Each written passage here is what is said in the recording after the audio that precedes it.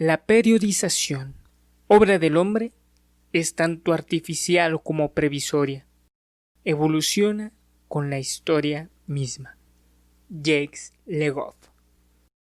Son grandes los esfuerzos que hacemos para dominar el tiempo y entender las cosas que están más allá de nuestra memoria individual. Los eones, las eras y los milenios son tan grandes que para entenderlos los reducimos a su mínima expresión.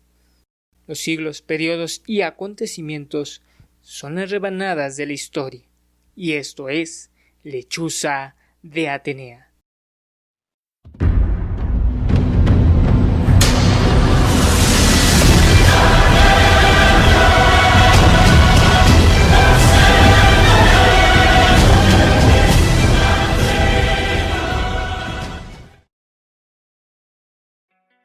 Hola y bienvenidos a Lechuza de Atenea, el canal de historia. Sé que el video pasado les prometí que tendría video la siguiente semana, pero este libro resultó ser un reto aún más grande de lo que yo esperaba, pero ya está aquí. Así que empecemos. ¿Realmente es necesario cortar el tiempo en rebanadas? Es una buena pregunta, se las hago a todos ustedes que están viendo esto. ¿Realmente es necesario? Digo, tenemos esto de la antigüedad, la Edad Media, el Renacimiento, la modernidad, la posmodernidad y no sé cuántas divisiones y cortes más. Pero, ¿realmente es necesario hacer esto? ¿Convertir a la historia como una especie de Frankenstein de retazos? Y si vamos a cortar la historia, ¿quién define dónde hacer los cortes? ¿Dónde empieza una era o una época, un periodo histórico? ¿Y cómo esto afecta o tiene relación con nosotros los historiadores? Para contestar a esta y otras preguntas, el historiador Jacques Le Goff escribió un libro con este título. ¿Realmente es necesario cortar el tiempo en rebanadas? Le Goff es un historiador francés perteneciente a la escuela de los anales franceses. Esa que fundaron Lucien Febvre y Marc Bloch. Si no lo recuerdan, aquí está el video de historiografía donde podrán ver esa corriente histórica. Le Goff trata de contestar a esto, analizando un caso muy concreto que es la transición de la Edad Media al Renacimiento.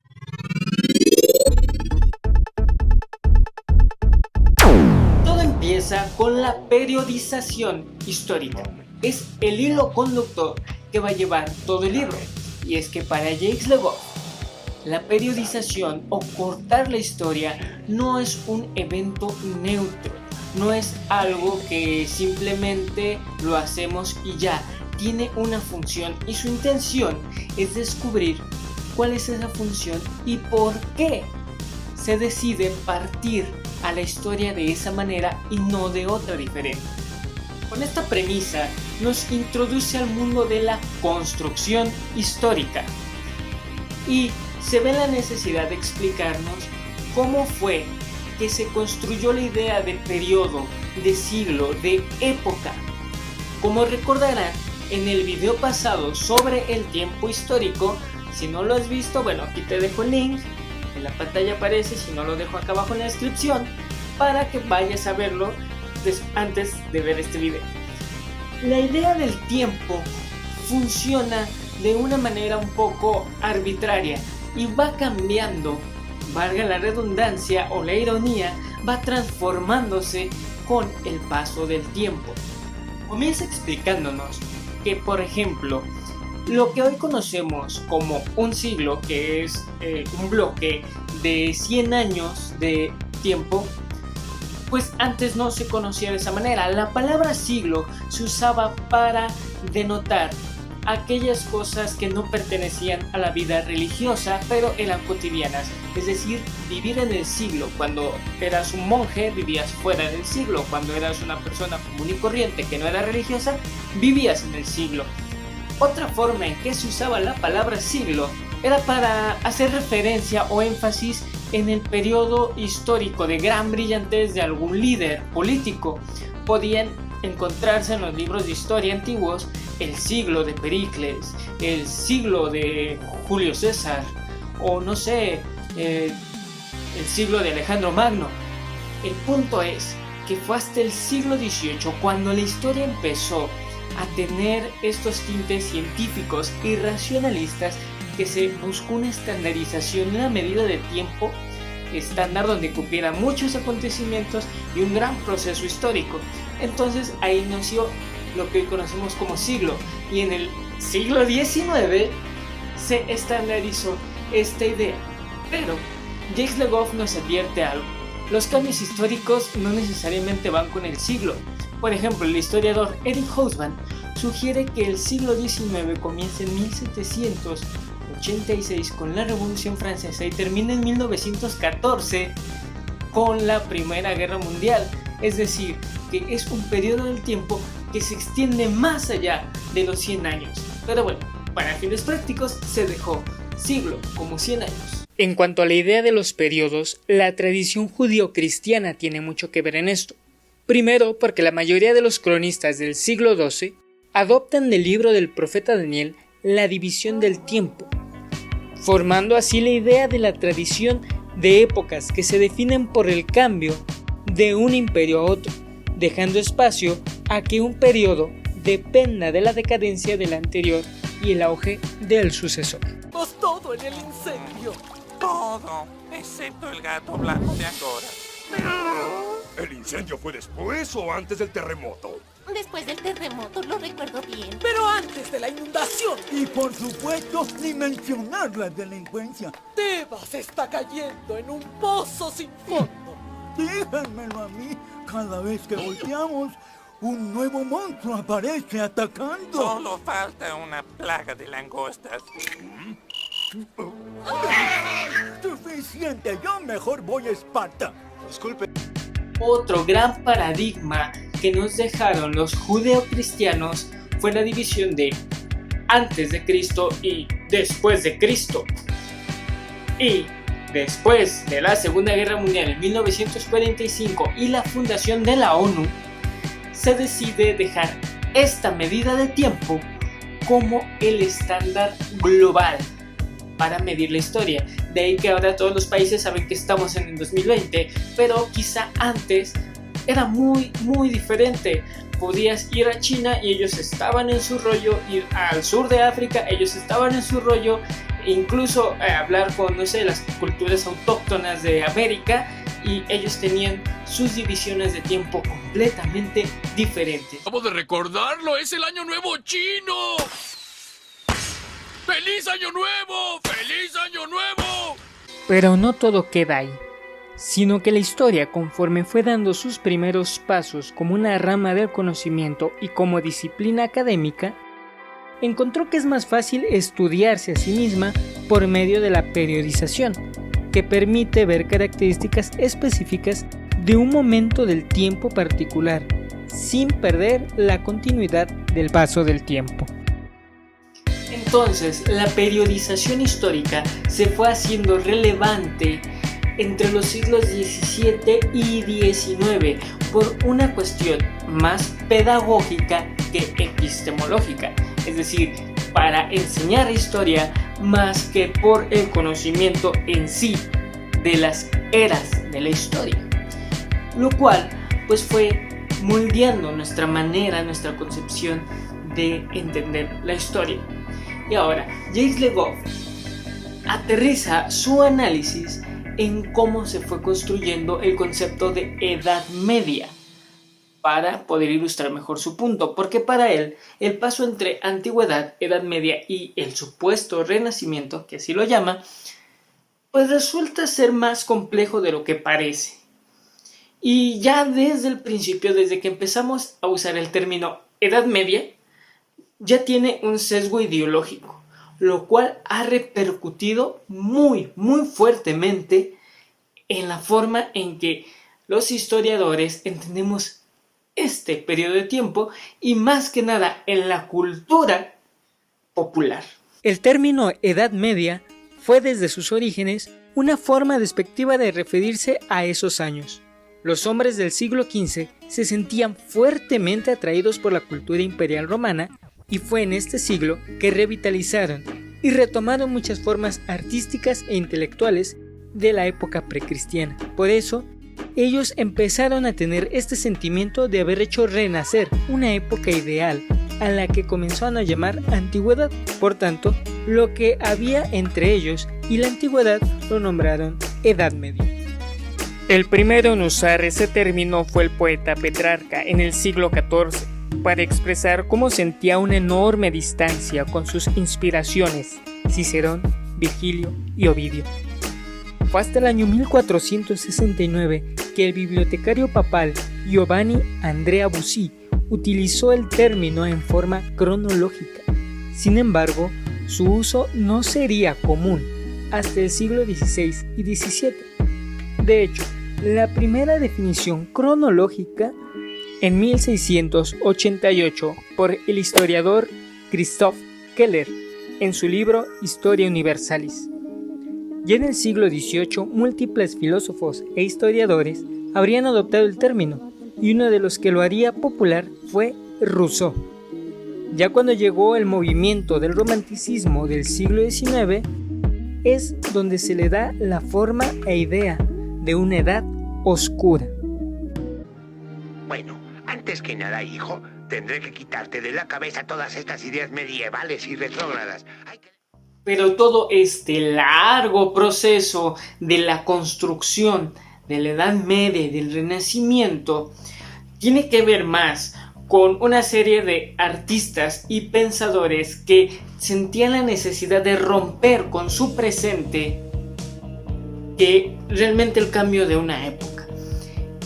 Ellos querían sentirse innovadores, querían diferenciarse del resto de personas que estaba haciendo, pues, digamos, pintando, esculpiendo y demás, pero no al nivel que ellos lo estaban haciendo. Entonces ellos deseaban romper. Es ahí cuando empieza a surgir la idea de un renacimiento. Es algo parecido como las escuelas de arte del siglo XX que querían romper con todo lo académico y demás, y todos querían sentirse únicos y detergentes. Para reafirmar lo que estoy diciendo, el historiador Jacques Le Goff echa mano de la construcción del término renacimiento, ya que renacimiento y Edad Media, como saben, tienen una fuerte conexión cultural e histórica. Igual que la Edad Media, ya se hablaba de un renacer por parte de poetas y artistas, pero el primero en usar el término renacimiento para referirse a una época en concreto fue Jules Michelet, en 1833, en su libro Historia de Francia, que por cierto fue el primer historiador en usar fuentes documentales para su libro. Explica Le Goff que desgraciadamente el autor usó su libro e investigación como un catalizador de sus emociones, y en sus primeros tomos pintaba la Edad Media como algo fascinante, lleno de luz e ingenio. Pero a la muerte de su esposa comenzó a describir esos siglos como una era oscura y estéril. Fue hasta encontrarse con las obras de la Florencia del siglo XV que sintió un renacer en su alma, y así decidió llamar a este periodo Renacimiento. Intenso. Por tanto, al que se le atribuye formalmente la invención del Renacimiento en la historiografía fue al sueco Jacobo Burckhardt, quien fue discípulo del mismísimo Ranke. Burckhardt escribió La cultura del Renacimiento en Italia. Si bien comenzó por ser un libro sobre historia del arte, pronto terminó por examinar la cultura florentina, veneciana y romana, explicando que en estos estados italianos comenzó a germinar la cultura moderna, con estados bien cimentados y un gusto por el arte y el conocimiento propios de los europeos modernos.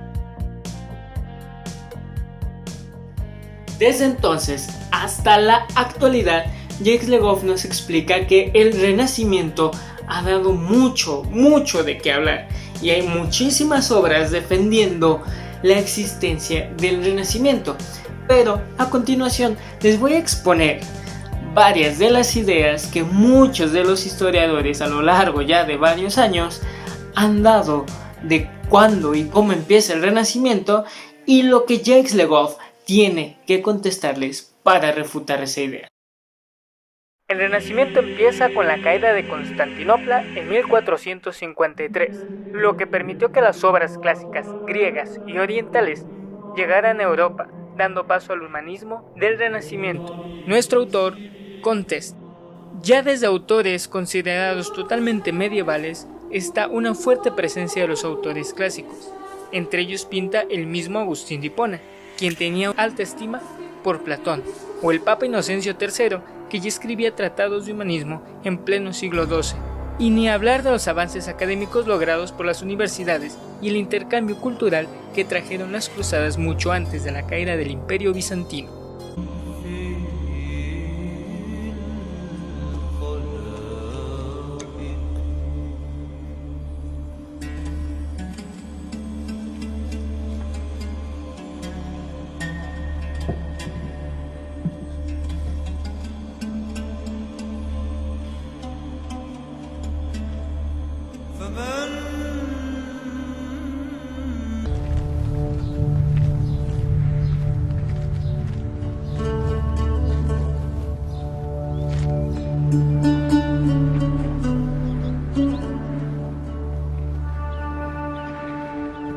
El Renacimiento empieza con la Reforma Protestante en 1516, puesto que rompe con la hegemonía de la Iglesia Católica debilitando el cristianismo, lo que abre las puertas a nuevas opciones religiosas en Europa. A lo que nuestro autor contesta, que si bien se disminuyó simbólicamente el poder de la Iglesia Católica, esta se fortaleció con la Reconquista española y su extensión por los reinos españoles y portugueses a ultramar, y por otro lado, no se abrieron opciones religiosas en Europa hasta el siglo XVIII y la expansión del laicismo por Europa y América. La guaplera. A ver, ¿cómo están mis diminutos seres primitivos? ¡Oh, ¡madre mía! Evolucionan rapidísimo. Ya llegaron al Renacimiento. A ver, uno está poniendo un cartel en la catedral. ¡Oh, he creado luteranos! El Renacimiento empieza con la llegada de Cristóbal Colón a América en 1492, porque inició un sistema mundialista de mercado, rompiendo con el sistema feudal e iniciando el sistema capitalista.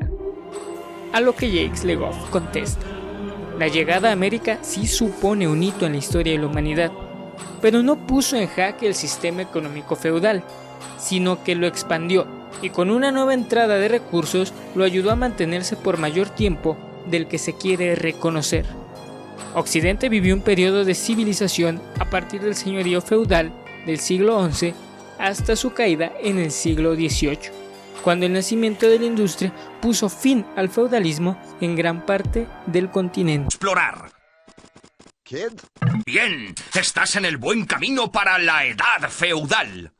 En conclusión, Jacques Le Goff ve necesario cortar el tiempo por una razón de que esto nos permite ver cómo se organiza y evoluciona la sociedad humana en tiempo y forma, pero que debemos ser cuidadosos y no ser tan tajantes al momento de cortar, ya que muchas estructuras pueden pasar por debajo o encima de esos cortes, ya que algunos aspectos de la vida humana se pueden transformar radicalmente, pero otros continúan y se mantienen por siglos, lo cual nos tiene que hacer ver cuando estamos hablando de acontecimientos que son tajantes transformaciones y cuando son procesos de larga duración, es decir, la historia hecha de acontecimientos y de procesos históricos.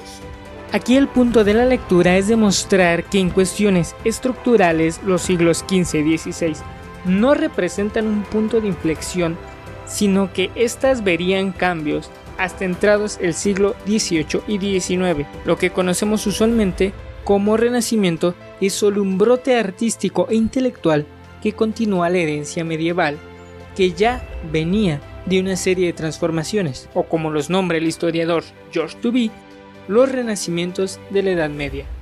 Pero ese es tema para otro día.